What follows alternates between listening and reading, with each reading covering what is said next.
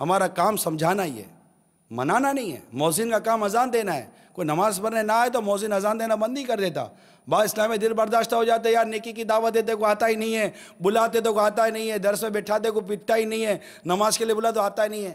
آپ کا کام منانا نہیں ہے، آپ کا کام تو پہنچانا ہے۔